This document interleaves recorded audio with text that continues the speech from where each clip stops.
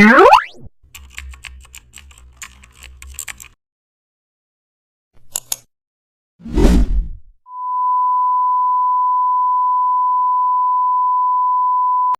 back to the channel, and don't forget to like, share and subscribe for more updates. Today we are diving into an exciting tutorial how to make an underwater glowing text scene.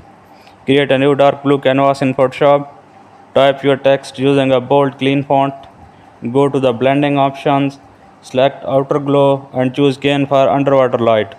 Now duplicate the text and reduce opacity for soften reflections. Apply a Gaussian blur for lower text to make it diffused water. Now add a light beam using the gradient tool in white and set it to overlay. Then create a bubbles with lisp tool and give them an inner glow. Use filter, select blur and select motion blur slightly to show water motion.